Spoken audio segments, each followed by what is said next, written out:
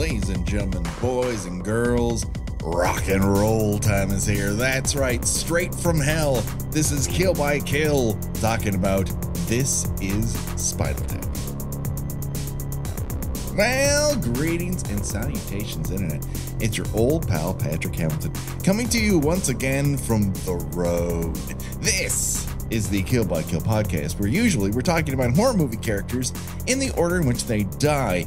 But because it's the 40th anniversary of one of our favorite films of all time, we're saying fuck it to format and just talking about This is Spinal Tap, the greatest comedy ever made. And of course, there's only one person I trust who understands the difference between stupid and clever. It's so small. The one, the only, Gina Radcliffe. How are you doing today, Gina? It's just, yes, it really is a matter of nuance. It really is. It's so small. Fine line. And of course, now, Gina, I don't want to scare you, but this whole thing, and I wouldn't say this to them because they wouldn't get it, but this whole thing is a fad. Also, we have a special guest, a returning champion to Kill by Kill, the one, the only, the lovely Becky Wilson. How are you doing today, Becky? I'm wonderful. How are you two? Excellent. So happy to have you back on the air with us. And so, as you can see, it's a bit of a family affair here. This is Spinal Tap is one of the things that, Becky, you and I bonded over. Yeah.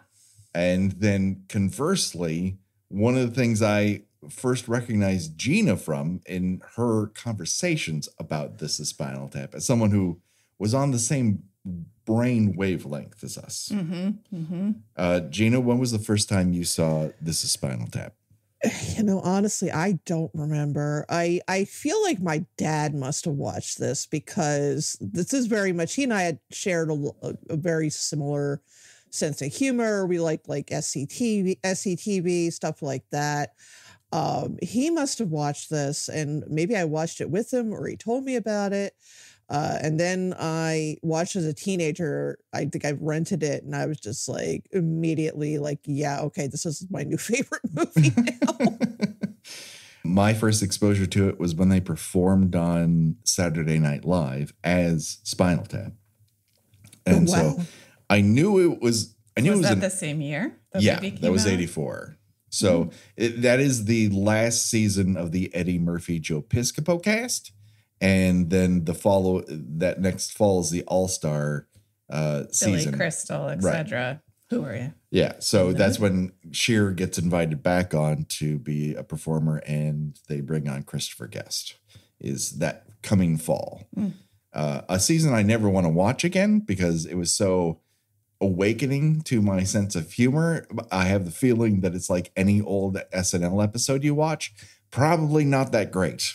That would have been like the same year that the synchronized swimming sketch was done, right? Right. Well, that's one of my favorite things too. Yes. That fall I was going to season. say some of those sketches stand eternal. Yes. Like This is Spinal Tap. But I remember like laughing to the point of like I couldn't breathe at some sort of like, I guess NBC had a miniseries called AD about Rome, and they were just all impressions in a row. And for some reason, it struck me as the funniest thing I'd ever seen in my life.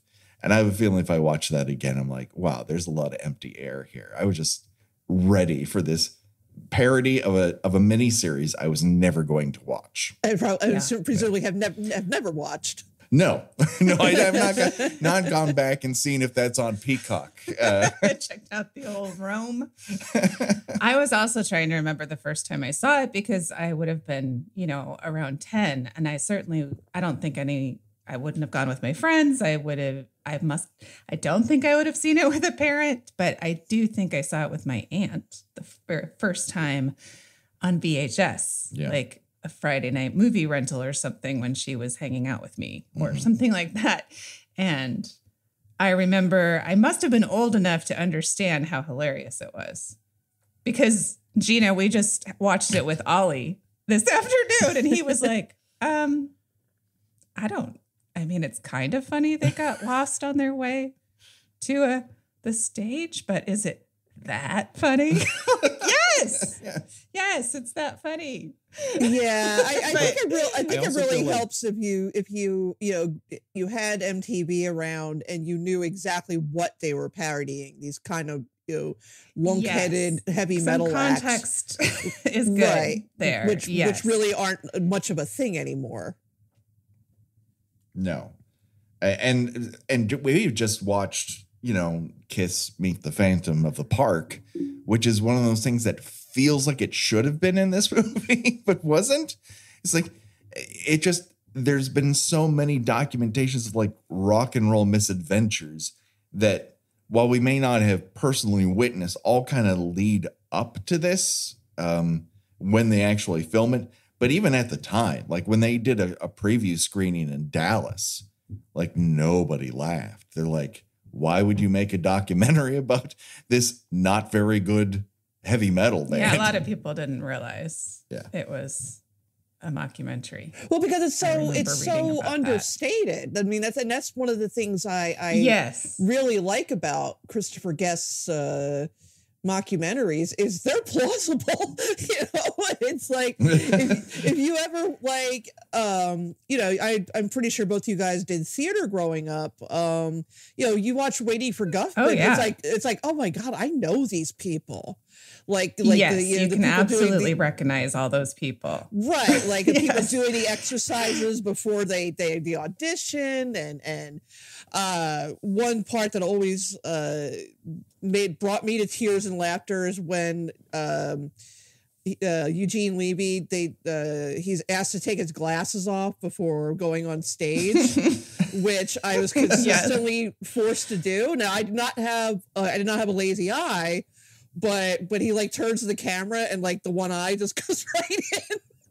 It's like, what do your keen and perceptive eyes tell us? I just die every time. And there's so many lines like that in this movie too, where you're just like, oh my gosh, the whole thing with the bread and the folding and the contracts. It's just so good. And it did make me think, though, okay, yeah, if you don't have the context and you're perhaps not of a certain generation, maybe it doesn't speak as heavily to you, but maybe this is Gen X's, where were you when JFK was shot? Where were you when you saw Spinal Tap for the first time? Because we all have. Exactly. Yeah, exactly. Yeah. It's sort of like I don't think I've ever encountered, I mean, yeah, I understand not getting the movie exactly. I don't think I've ever encountered anybody who actively disliked it. True. I've never encountered anyone who has actually, like, no, that's a bad movie. You realize you've all been fooled. You've all been fooling one another and believing it's people know, yeah. And the music is actually actually very good. Very good. And the lyrics are so bananas that it's the best. Well, the one big rise we got out of Oliver was sex fart. Yes. Like he found that delightful.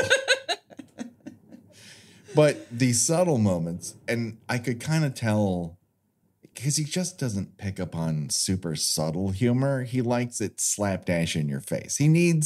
Makes sense. He needs to get to the fireworks factory. That's why I was saying. I think when I first saw this movie, I had to have been more like 14 or 15 or plus, where it made a lot more, a lot more sense. A lot more humor sense, yeah. Whereas the part that always gets me from the first time I saw it till even when we watched it mere hours ago is when Rob Reiner as Marty DeBurgi is doing his intro to the documentary, and he starts to fold his arms and then think better of it and come out of it. Mm-hmm. Every time that gets me. It is so subtle. It is so perfect. I don't think you could ever recreate it. I don't think it would work on stage at Saturday Night Live. I don't think it would work in a sitcom, but it works here. And that's a very specific sense of humor that if that doesn't quite grab you, I do have a feeling that it might just whiz over your head a little bit. I think. Well, I had read that Go ahead. I'm sorry. I was just gonna say I'd read that he was drawing heavily from Scorsese's real life documentary on a rock group. Oh, the band. Yeah. Yeah. So I do wonder if some of that's, I'm sure some of the structure came from it because they did so much improv, but Yeah. I'm wondering if he was also kind of mimicking some of the things he was seeing in that. I don't doubt And it. it was just hilarious. And the cinematographer is the same guy who did the Altamont documentary with the Rolling Stones. And of course, the big thing from him is going, none of this is funny. This is just real. This is the way bands act. I don't think this is funny enough. And it's like, well, I think you're wrong, but he shoots it absolutely in a grounded reality, which makes it, I think, that much juicier a subject matter, because all the subtlety, all the little riffs feel punched up a little bit because it's so grounded. Yeah, I've also come to appreciate, from watching it numerous times, like the things that, you miss early on, like when Nigel's complaining about the food, and you can see that he's put a cigarette out on one of the crackers. Yes. This is acceptable. This is not. I also like that at various times, like he and David appear to be swapping cold sores. Yes. Like how? At what point? They've all been with the same girl. They've all been with the same girl. I'm just saying, they're with the same girl, or they're just casually making out with each other sometimes. That could also be. Sure.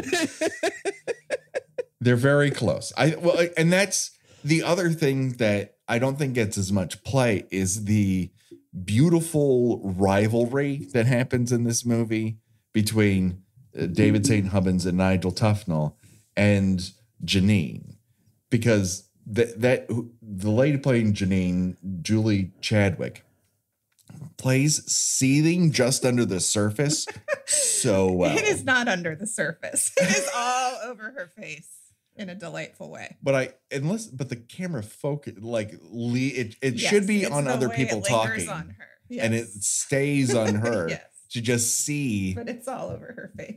how much she would rather be in charge of everything that's happening and all these fucking idiots. And she's not wrong, but also she's a fucking idiot and doesn't know about it. Yeah, I also like you just see like Nigel's face just drop when she shows up. And then and then he's like, so she's only staying for like a couple days, right? And and he's like, no, she's coming on tour with us. And he's just like grinning like it's the best thing ever. Yes, best day ever. Until he has to put on his handmade sweater by her. This puffy Saturn sweater. And he just wants to play video games with the guys. Yeah. Do you think I could take this off before I go back? I don't want to be seen with it on. I mean, oh God, it's so beautiful. It is. And for those, horror film fans out there who may not have seen this, it's not as if people don't die in this movie. There's so many kills. There's multiple deaths. I was going to say there's many deaths. Many horrible deaths. When Gina suggests this, and I was like, oh, I wonder how we can justify it other than we just want to do it and we're in charge. And I'm like, oh, we definitely have a choose your own death venture. For like sure. that's happening. So as far as I'm, this has more kills in it than A Nightmare on Elm Street Part 2. You just can't be a drummer is what it comes down to. True. It's all drummers who die. Tragically, mysteriously, or just exploding. I think we should save the deaths until Choose Your Own Death Venture, because that's going to be a thing unto itself. But why don't we dig in a bit more to the characters here, since we've already started talking about David St. Hubbins, played by Michael McKean, who up until this point had primarily been known as, he's Lenny in Lenny and Squiggy, right? Yes. Is he Lenny or Squiggy? Is that what you're asking? Yes. I don't know. Gina, you'll know. He's Lenny. You seem like a Squig Tones fan. She knows her TV, her classics. But for me, he was kind of like cemented in that place. I barely watched Laverne and Shirley in reruns. So he was just that guy up until this. And I'm like, oh, he can do more than one thing. I was a child, everyone. He is so good in this. Not only can he realistically play a frontman of a metal-esque type hair band. Yes. He can, yes, just the comedy, the undertones, the singing, the ego, right. The lack of awareness, his fascination with Eastern religions that he knows nothing about, and believes that his girlfriend knows more than he does, and she does not. No. Yeah, he's a great character, and he can play a bit more of the straight guy for these other guys to bounce off of. Yeah, as well. But someone has to have the most inflated ego, and to a certain degree, he does have the most inflated ego. Nigel, in retrospect, is a bit more. He's happy being the co-pilot. He just hates it when someone gets put into his seat. And I think, and we named our dog after him. We did. our late lamented Nigel Tufnell. Yeah. Was named after this character for his lovable attitude and his shaggy hair. Mm-hmm. I briefly had a pet turtle named Stumpy Peeps. Excellent. I mean, we did pitch a bunch of variations for the new dog off of Spinal Tap, and none of them were ever as good as Nigel Tufnell. It's just Artie Fluffkin came close. Artie Fluffkin did come that's close. That's a good one. That is a good one. A wonderful Paul. Why am I blanking on his last name? Oh, from Letterman. Yeah, Schaefer. Paul Schaefer. Yeah. Yeah. Yes.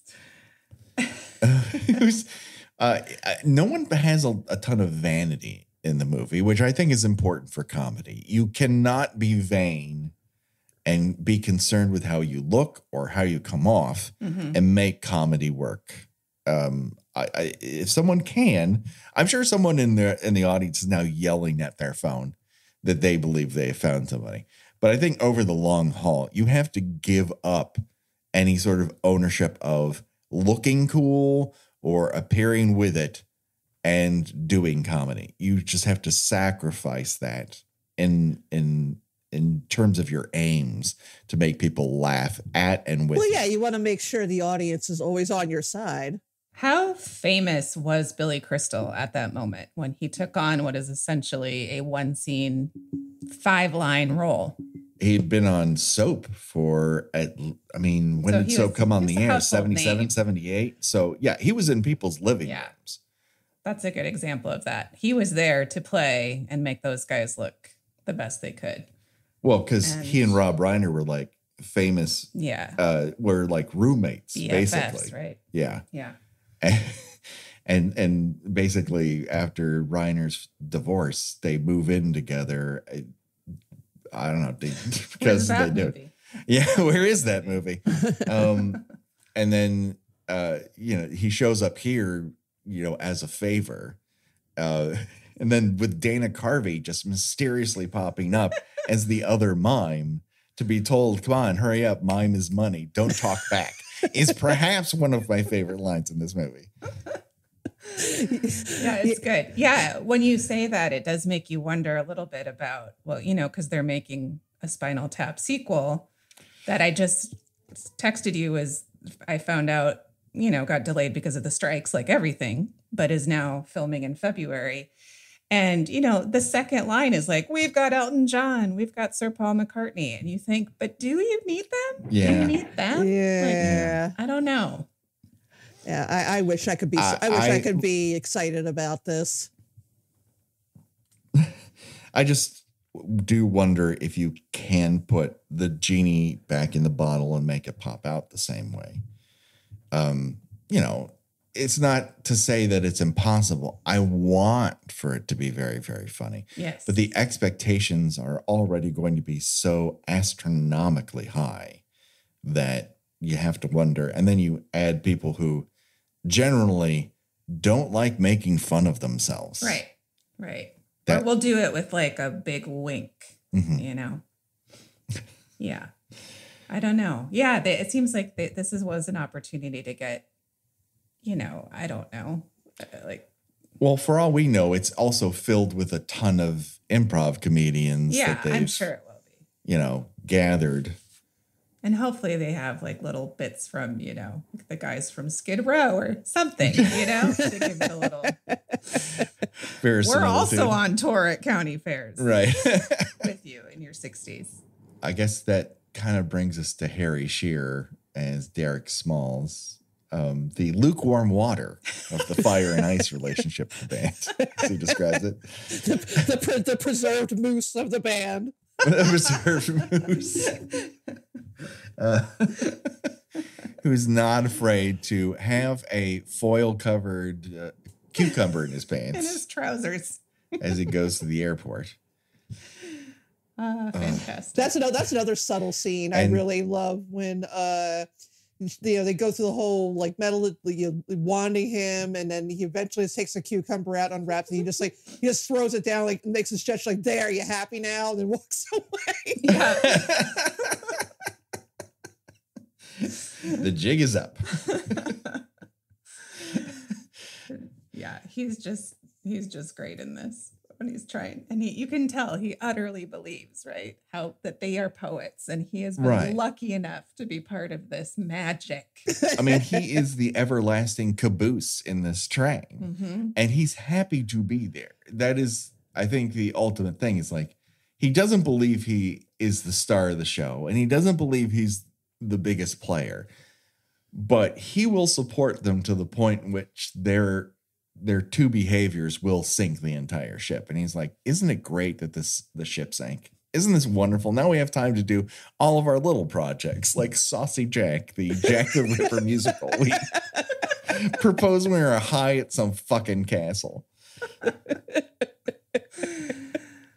Yes. And that scene where he gets stuck in the pod. Cannot get out until the end.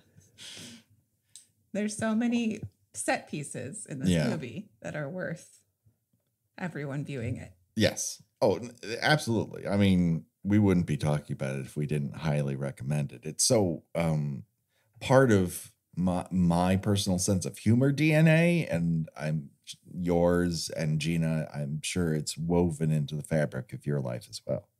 Oh yeah, absolutely. I mean, I do find myself just, you'd mentioned the line "mime is money." That's like a common phrase around my house.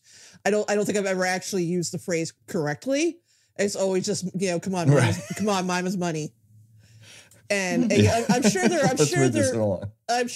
other, like, you know, phrases. Oh, you know, of course, you know, kick this ass for a man. That's like, you know, but that's a. It's just, you know, for when I was a kid, that was the funniest scene to me. The whole, you know, I'm not asking, I'm telling with this, and it's been like, you know, always replaced by another scene, like, you know, now. You know, my most recent watches of it, I've always loved. I've come to love the part where they're in the limousine and Bruno Kirby is the driver trying to make conversation with them, and then the partition like slowly goes up, and he just like mutters under his breath, and then starts talking about how, you know, they haven't lived and loved like Frank Sinatra. When you loved and lost like Frank has. He's just so earnest about it and so like sober, and I just love it so much. That is probably the only good deleted scene that they've ever released. Yeah, I was gonna say that we watched some of those outtakes today. And he had a whole scene where I felt like he became part of the movie. Yes. Where he was the driver for the entire film. Yeah. But he's only in that one scene. I think it becomes harder and harder to explain that they're only in Los Angeles pretending to be in all these other locales. Yeah. But yeah, they get him high for the first time, and he's, you know, just shocked that he gets as high as he does. And of course, he strips down to his underwear and sings Frank Sinatra. That's great. He sings My Way. Yeah. Yeah, Kirby is fantastic in this because he's so his game that this is all fad. These people get everything that they want. So they're not like no amount of wisdom that he's going to impart to them on behalf of the Rat Pack is really going to penetrate is really, really fantastic. He's diehard for it. And I assume the only reason they take out that bit is he's so good with the small smidgen of him that you get that you don't want to ruin it by giving the audience too much. Yeah. Right. It's such a highlight moment. You don't actually need more of it. Yeah. And we mentioned. Whereas every time Nigel acts clueless, but so sure of himself, it's wonderful. Whether it's, exactly how one would act in a haberdashery when selling hats to this is the exact replica. This shirt is the exact replica of my skeleton because we are green inside. Mm-hmm. No, we're not. Oh, we're not. Oh, okay. But he's so certain of so many things. He commits to whatever he believes and of so course, hard-heartedly. It goes up to 11. It goes up to 11. Yeah. Even before that, when he's like, this guitar is so amazing, it's never been played. Don't look at it. Certainly don't touch it. Don't point at it. In fact, you've seen too much of it already. Every single time. Every time. He just so commits to the game that he's playing there that it never, ever gets old. Even like when he has his gum on his finger and everyone's like, take the gum off your finger. It's like, what if I want it later? Put it on the table. What if I forget it? This is not an excuse. I love it. I love every part of it. I love when he has to be lifted up off the stage because he's guitar dropped on his back and cannot get back up while playing the guitar. Yeah. I feel like he must have made this decision or he was going to be a bit, arrested development, right? He's just in this wondrous place where everything is the way he wants it to be, except when stupid Janine comes in. Right. And Janine just fucks everything up. Yeah. Because until that point, David he's the apple of his eye up until the point Janine arrives. He's also makes some really excellent guitar faces, which never fails to crack me up when people do it sincerely, like Carlos Santana or John Mayer or people like that. But like when he's playing the guitar with the violin, like the faces he makes during that scene are just, and he's got the he's got so much makeup on that like his eyeshadow is glittering in the spotlight. Well, it's not until you see it in HD that you really get that he's put eyeliner in the cleft of his chin every single time he's on stage. Like that is beautiful. Like that's something you either see on a 40-foot screen or with new technology, but it's a joke that works both ways. Yes. 100%. Tony Hendra as the tour manager, Ian Faith, doesn't get a ton of play when people talk about the movie, but I think he's a subtle hero. Oh yeah, in it. He's great. I feel like he got his due when he died. That was sad because he died 2 years ago. Mm-hmm. And people were like, he was so good in that. Yes, he always was. He plays it so real. Yeah. And his anger is so right there on the surface. And then he just tosses away brilliant fucking jokes like the tour, the stop in Boston's been canceled, but don't worry, it's not a big college town. That's fucking genius. I will never write a joke that good. That is so goddamn good. Yeah, that's one of those ones where you definitely, when you're young, like you don't get that. And then when you're older, like, oh, yeah. Right. Yes, that's the joke. That's the punchline. I like one of my favorite line deliveries of his is when he is arguing with Angelica Houston, who shows up as the designer of the Stonehenge set, but she is going by Nigel's dimensions, and Nigel does not know the difference between feet and inches. Yes. So she is like absolutely perturbed that they're not happy with what she made, because she made it to his exact I gave you exactly what you wanted. Right.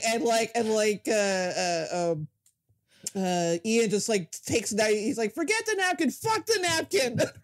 Just like just the way he says fuck the napkin is just like, oh my God. Like the lines themselves don't even, like, if you read them on paper, they probably wouldn't even be that funny, but it's it is just completely in the delivery. There wasn't much of a real script from everything I ever heard about it. No, they kind of had an outline, and that's basically, how Guest picks up the mantle after this is you know where you're going, but you don't know how you're going to get there. Any way you want to get the alphabet, we're going from A to Z, but any way you want to get there is perfectly fine. And it probably makes it better along the way. But everyone kind of knows what the goal is. But you could kind of tell by some of those outtakes we saw in the special features that did not make it, that they were absolutely just throwing shit up against the wall. Right. And some was hilarious, and others you'd be like, oh, okay, you can see why that did not make the cut. Because they're just, saying anything. And so much of like the Ian stuff that ends up in the tiny montage of him like bashing things with his cricket bat. They're in the same locations as everything else. So he either does the interview first and they're like, we'll fill this in with a bunch of stuff that you do with the bat. Or they brought it up and they're like, oh shit, we need to fill this up with stuff with bat stuff. And they just quickly go in the hallway and he's kind of choking somebody with it. Face you never see.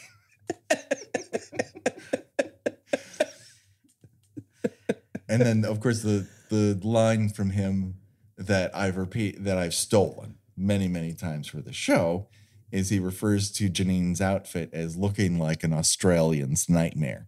And I'm not sure what that means, but she is absolutely an Australian's nightmare by the looks of it. Yeah, I mean, she's full tilt boogie like Olivia Newton-John. Right. During her roller skating disco phase. Xanadu phase. Yeah. I assume that's what. It's a little Stevie Nicks kind of, just all thrown together. Yeah. Yes. Yeah.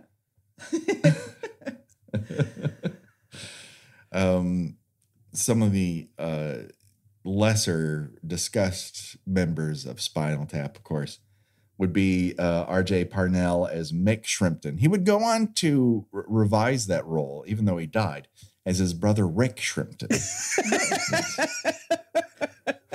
Mick the drummer, the drummer who lived until the end. Well, statistically, the law of averages say not all of them should die, but no, they show him in the final scene, right? Yeah. I'm pretty sure. He blows up and then he's replaced by Joe Mama Besser, the other laugh we got from our kids. That was another joke that I loved when I was a kid, was Joe Mama Besser. And I always also like mix like kind of near death experience where it looks like they're trying to lift him up by like a wire and like snaps, he falls into the drum kit. Standing on the drum stand. Yes. And he's being interviewed in a tub with electronics nearby. Like they are pushing the idea he could go any second. Well, we have to take a moment to talk about Spinal Tap's first drummer, who is by far my favorite minor character, because just the way he just like he's just they describe as like this cool nerdy guy. And it's like Ed Begley Jr. And you were talking, Patrick, about the subtle movement that Rob Reiner does at the beginning when he unfolds his arms. I just really love when Stumpy Peeps is like playing the drums. He does his little like his little outro, and then he turns on this little like little shoulder roll thing. Yeah. And you can tell he just thinks it's Where he pushes so up his cool. glasses and his shoulders go up. Camera. It gets me every time. It's so funny. It is so specific and weird. Vaguely, I think it would be hard for people of a certain age to understand how like gonzo funny he was at a certain point in his career. Oh yeah. Out of Kentucky Fried Movie, and then even in Amazon Women on the Moon, where he's the invisible man that everyone pretends is invisible in the bar. That's genius. Yes. It's really good. But he's he's making the most of it. And they know he's a big pop, but he's so funny. He doesn't say a word. He doesn't have to. No, he It's doesn't. He is on screen for about 20 seconds. That's his total screen time. And everyone else has been given a Beatles wig but him. He's just he just showed up that day. Like, what do you have for me? Here's a pair of glasses and a jacket. Now go drum. Then we have Viv Savage. Viv Savage. Well, we gotta finish out the main band members. The key band members. You've got keyboard. Viv, have a good time all the time. Savage. Yeah, I so wish really I could go, seems like I so wish I could go back and make that my high school senior yearbook quote. I wish we had quotes. I mean, they all do a good job of blending into this universe, but he probably most of all, right? Yes. He just seems like this could absolutely be a guy in a band. Yeah. For sure. You've never seen him before. You never saw him after. Here's this guy who absolutely looks like a keyboardist in a band. Yeah. And when they ask him, can you pick up that bass line that Nigel does? He's like, yeah, I got two hands.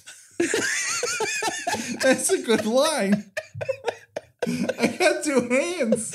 I can do that. Well, he's basically just been working the one this whole time. And then I can't remember. Is it Rock and Roll Creation where he's like a mental patient with the head zapper? Yeah, Yes. and I think Mick's wearing the patient. Quiet Riot mask. Yes, the mask. I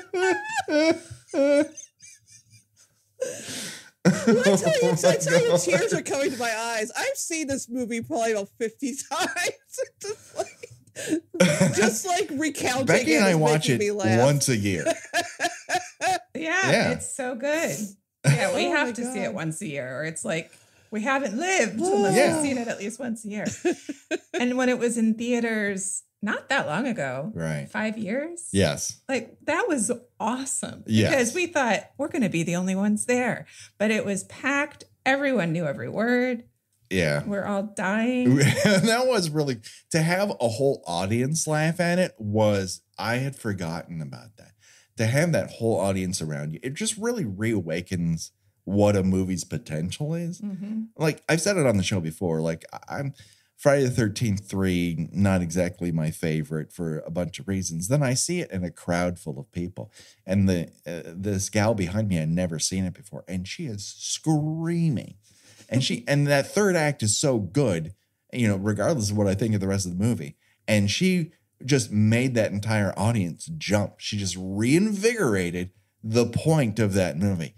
And seeing that with other people who are all laughing, and there were some newcomers in that group, it was delightful.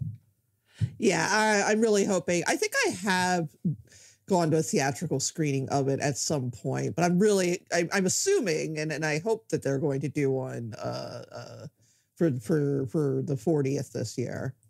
For this anniversary, 40th, yeah, I would hope so. One would think. We're now up to our SAG president, one Ms. Fran Drescher, who's very understated, very serious, but also has really funny undertones to what she's doing, like the delight she has when she hands the phone off to Ian and she knows that the album cover is going to get turned down, and the joy she has at Ian being turned over because of that is pretty delicious. I think she's great in this. Yeah. I like her a lot. I love her whole monologue of, you don't think this album cover is offensive? This is the 80s, honey.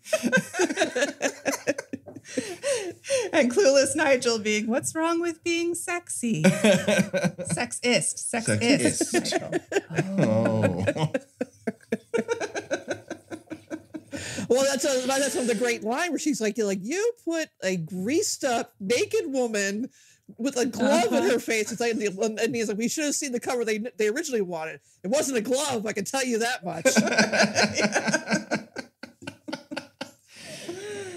And then when they learn that this other rock star has an album cover where he's being whipped by half naked ladies, and they're like, well, how come that works? And he's like, because he's the victim.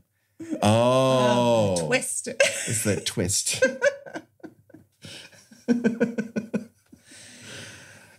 Yeah, Drescher's amazing in this. Yeah. She's so subtle. The fact that she doesn't know the photographer's name, but Christine, what's your name? What is your name? My photographer, what is your name? Christine? I'm just going to call you Christine. I love that every single time. Oh, Patrick McNee as Sir Dennis Eaton Hogg. Now, that is a great name. It is. Great name. Why didn't we consider that for the dog? Good question. Sir Dennis Eaton Hogg. Are we supposed to know who Patrick McNee is? Well, he was in the British The Avengers TV series for a long time. And I think I had seen him previous to seeing Spinal Tap. He's in the 85 Bond movie as Bond's driver in, which one is that? The not Living Daylights. The Duran Duran A View to a Kill song is for that one. A View to a Kill. Thank you, Gina. So that's I basically knew him from that when I saw it. I'm like, oh, okay. What was he in the Avengers series? He was the main spy. He was a dashing James Bond-esque. Okay. But very posh. So this was a little akin to a serious Leslie Nielsen all of his life showing up. Right. In Naked Gun. Now he's here in this mockumentary. Yes. Yeah. And they don't have him do much heavy lifting. He's more of a presence. He just feels like old money who's not going to agree with this rock band he's been making money from for a very long time, but might be on the edge of losing money, it feels like. Archie Hahn has that one little brief scene where he's the room service guy who's, I think he's playing gay, but of course, so stereotypically gay that it's beyond camp and might be a hate crime, but I do like Archie Hahn simply from the Phantom of the Paradise. Oh, you know who you forgot though? I think on this list is the one, the desk clerk at the hotel who doesn't have rooms for them. That actor. Oh, that's Paul Benedict, I think. I mostly knew him as a kid from being on the Jeffersons. Right. Yes. That's how I knew him too. Or at least like whenever it was in reruns. It's not I don't think I'd ever heard that first line before because what sticks in my head is when Ian insults him with a homophobic slur and he says, "I'm just as God made me, sir." It's very, very great. The way he delivers it is beautiful. But before that, he says, "How are we supposed to get 17 people into a king leisure bed?" And he says, "Oh, don't tempt me, sir."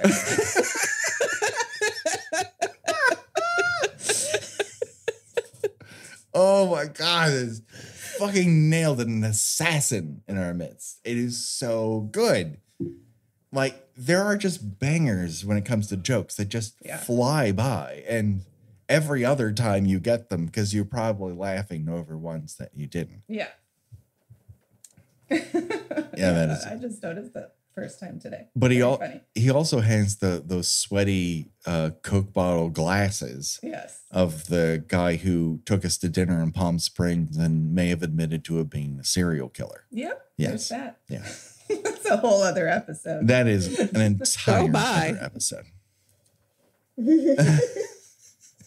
But yes, we were recruited to dinner by a movie theater usher who admitted during the meal that he may have been a serial killer. And when I asked him at one point, currently, not active. Well, that takes a lot of work. He's an older gentleman. He doesn't have the time. He doesn't have the tools. Some of the shine comes off. But when I asked him, so are you a serial killer? He kind of gave a shoulder shrug. And I'm like, that is something you usually have a hard pat answer for. And the one I want to hear is no. Yep. He never denied what he had proposed. He also made a lot of claims that just don't feel he real. also told us he was married to the heiress of the Red Baron Frozen Pizza Corporation. So it's hard to say. That is real? That is a very specific lie. It was very, very. Early internet days did not have the tools to look that up in the moment. True. We didn't even have maps on our phones, which is how that story begins. But that's for another time. We talked about Paul Schaefer. We talked about Angelica Houston. Howard Hessman playing a very minor, non-hilarious role here. He's basically servicing the plot just because. Like they gave him that fun jacket to wear. He did get to say that line of, let's hang out. And he said, no, I can't. We're going to go sit in the lobby. I'd love to. I'd love to, but we have to go sit in the lobby and wait for the limo. That is a good point. That's right. He had a little fun. And of course, Fred Willard as Air Force Lieutenant Bob Hookstratton. Doing every Fred Willard bit you could and then telling him that he loves their music even though he's never heard it. Yeah. Not even rock and roll. I'm so happy for you that it's happening. But I'd really like to get this up and over and done with. Which is the way you want to start your musical act for the evening. Yes. We never did see 4 Jackson, a Jill in Kansas City. Oh, that's right. That's who he believed was his definition of great music. Great music, at the Holiday Inn or whatever. Yeah. Yeah, that was good. And that's where Nigel breaks. That's the big scene where Nigel gets fed up. Feedback from the military units is happening to his left and right through his guitar. And it's one broken string too many. Yeah. Yeah. And he walks off. And at least he walks away with his dignity, however. Mm-hmm. Even his mullet. His mullet held high. I do. When they show the audience, though, I want to know who that audience was, because there's that one person who covers their ears. And the other couple who keep trying to have a conversation. That's perhaps my favorite. They don't appreciate Sex Farm Woman, though. No. It's a classic. How do you not appreciate it? They do in Japan, apparently. Yeah.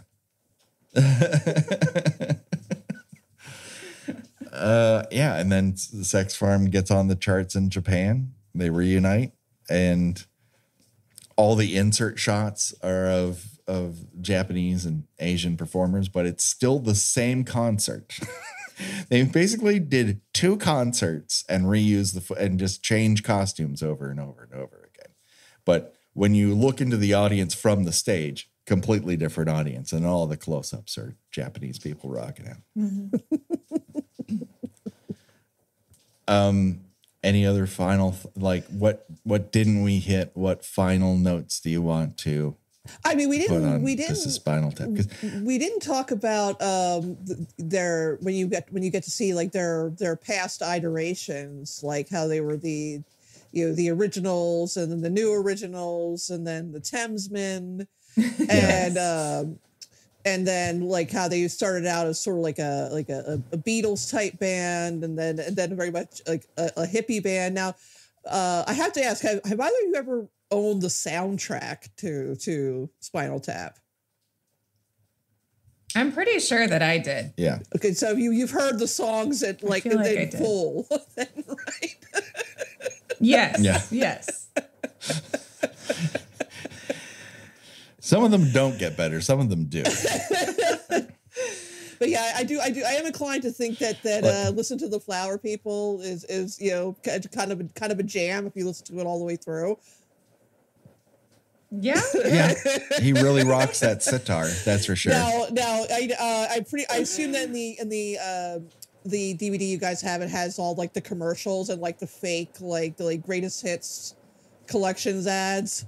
Like, have you ever paid Oh, it must, but I don't know if we. I don't think we got that far deep into it, but I know the previous DVD edition I had. Yeah, I upgraded to the Blu-ray. Because if you look at how they they do the roll with all the songs that are included, like these the old like K-Tel collections, you can see that they've made numerous sequels to Listen to the Flower Children or Listen to the Flower People. Like I think one was called like Still More Flower People, Yet Again More Flower People, like all with like the parentheses, like the original song. And the killer of that song though is Sheer going shh all the time, and then mouthing shushing everyone, and then mouthing "We love you" at the audience.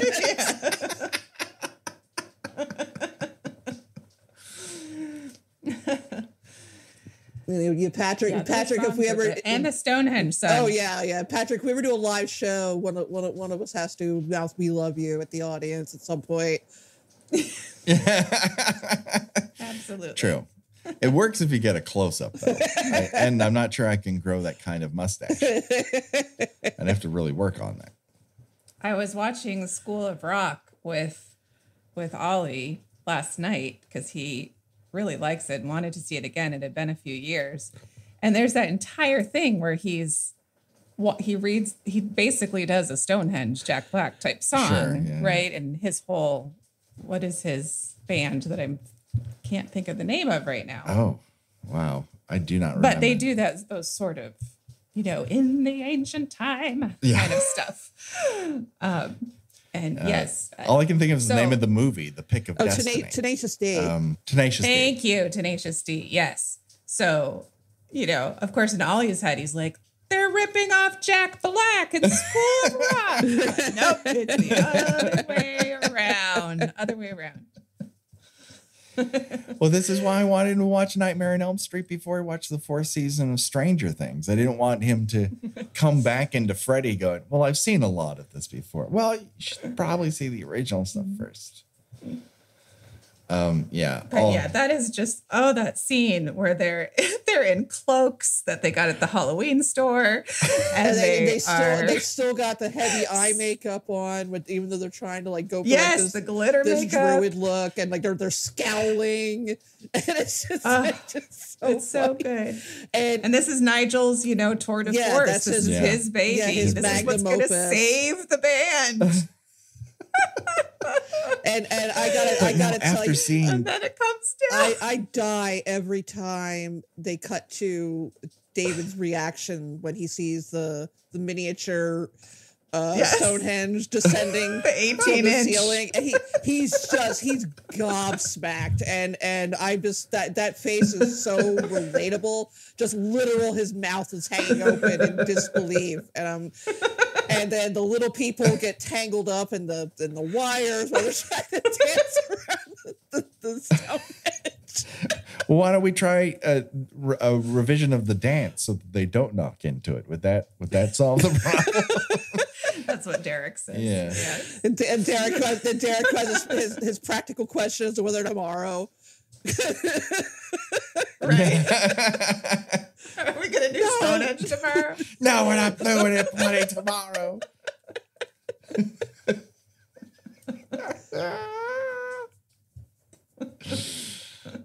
Oh my God. Yeah.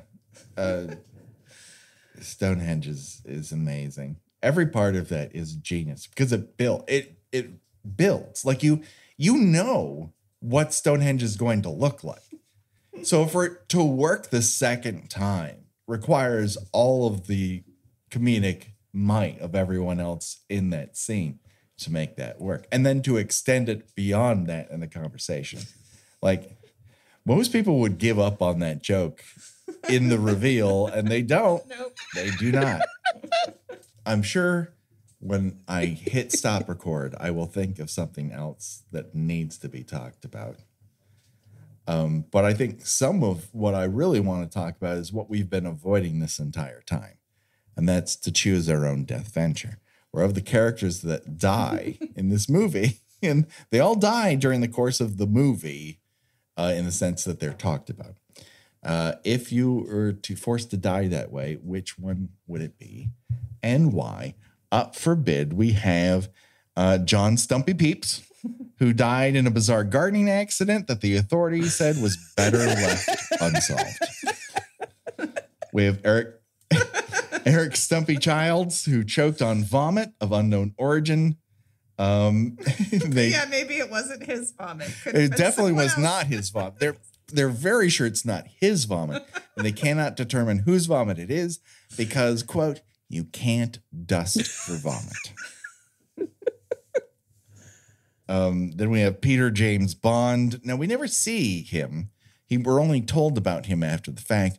He is the drummer who spontaneously combusts on stage during a jazz festival in the Isle of Lucy. And all that's left behind of him is a green globule.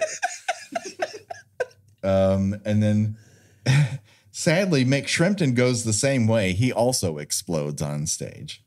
And then we meet Joe Mama Besser, who we learn much later actually disappeared from the tour. We do not know where he went. So, Becky, you're our guest. I choose you to go first. I mean, I kind of want to choose bizarre gardening accident because it's so mysterious. Mm-hmm. And but then it sounds so sharp. I feel like there's pruning shears involved. I think I'm going to go with just exploding into bits. Are you going to explode? I like the idea of being left as a small globule of green. Yeah, I'm going to go with that one. A legacy.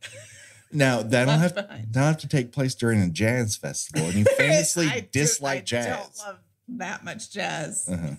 That's true. I believe last time I tried to play it, you said, please turn that off. Enough of that, I think we said. I hung in for a good hour. I think we were 3 songs into it, but okay. It felt like an hour. It did feel like an hour to you. That is absolutely truthful. All right, Gina, what say you? I'm intrigued by the gardening accident because I feel like he may have somehow cut his own head off with gardening shears. This is what I picked. This is what I have. That's canon for me that he somehow slipped and cut his own head off, and the circumstances were so bizarre that they're just like, yeah, we're not going to talk about that. Don't look into it. It's just, you really don't want to think about it. And I kind of like the idea of dying in such a bizarre way that we're just gonna pretend that didn't happen. Don't think about it. Don't look into it. It's just best you don't know. There's no answer that's satisfactory, but I do have to feel that some of it, we saw in Slugs, where he tries to chop off his own hand. That's true. It could be a slug stitch. That's also true. Nevertheless, I am still going to remain with because he was let's face it, he was always the coolest guy in the band. And I would like to be remembered as the coolest member of the band before I cut my own head off with gardening shears. You're definitely the coolest member of this podcast. That's for sure. Oh, phooey. I'm doing a shoulder roll right now. Yeah, I mean, listen, I'm never going to choose choke on someone else's vomit. Nevertheless, my own. That is not something I'm ever going to choose. So, yeah, combust on stage at a jazz festival. That's a way to go. That is a way to go. It is a way. Or simply disappearing. I don't know. I like that too. Yeah, but anything could have happened. Anything could have happened. I just feel like you're opening yourself up to a world of pain or just terrible deaths. And I'm not into that. I don't want to be that screaming frozen man from True Detective Night Country. That could have happened to him. We don't know. I actually just caught up on that yesterday. I'm like, yeah, we're in the same boat. Yeah. Yeah, we're just in it. Yeah. I don't like people who should be dead screaming. No, I'm not into it. I don't like, dying people sitting up and somehow knowing my name. Yeah. Yeah, I'm not into that. That's a hard pass for me. And yet we're watching it. I mean, living it. I don't want to live it. I love watching it. Yeah. I'm having the time of my life watching it. It's the living I do not want to do. Well, that pretty much does it. Gina, Josh Hollis does all of our artwork. Revenge Body Memphis at bandcamp.com does this theme and all of our remixes. Gina, where can people find you on these here internet? I write about movies and television at thespool.net, and I have a Substack, watchesthings.substack.com, and I am on most social medias under Gina Does Things. Do it today, people. Check it out. Of course, you can find us on most of your socials, with the exception of Twitter. Fuck that place. Go to our Patreon for lots of bonus content that's super fun, including movie commentaries, Q&As, and bonus episodes. Are you guys talking on the Threads instead? Yeah, we're on Threads. Yeah. We're on Blue Sky. We got the Facebook group. I feel like we got Threads Instagram. Is taking off. Threads is fun for brands. Brands love Threads. It's very safe. It's very anodyne. It's fine. It just doesn't have the fun engagement Twitter used to have. Okay, but there does seem like there's good positive interaction, not just with brands, but people. Yes. I think it's going to be the place that most people end up, but I enjoy Blue Sky a little bit more because it's funky. Mm-hmm. It's a funky joint. But that's pretty much it. Don't worry, folks. A real horror movie body count will be coming up in our next full episode. Watch Spinal Tap. Yeah, Absolutely. Watch This is Spinal Tap. Have a good time. Enjoy your life, for crying out loud. Make yourself feel happy. I assume it's easy enough to see on Amazon or something. I'm sure it's available somewhere. Oh no, am I gonna have to Google if it's available? It has to be. Right? I'm checking. Hold on. It says there's a watch movie thing. Yes. It's currently on AMC Plus. The one everyone has. Of course, yes. Yeah, with premium subscription of AMC right, Plus. Right, but you can. It sounds like you can still rent it on Amazon for a couple bucks. No. Generally, when it says premium subscription, it's AMC Plus. So it's only AMC Plus. Okay. So AMC Plus has a lock on it, everyone, but you can get a 7-day free trial. You got that going for you. All right. You can watch that and Interview with the Vampire. There you go. 2 things you can watch. We're going to cover Interview with a Vampire here sooner or later, so why not watch it today? That just about does it. The body count will continue for myself, for Gina, and for Becky. Bye-bye, everybody. Bye.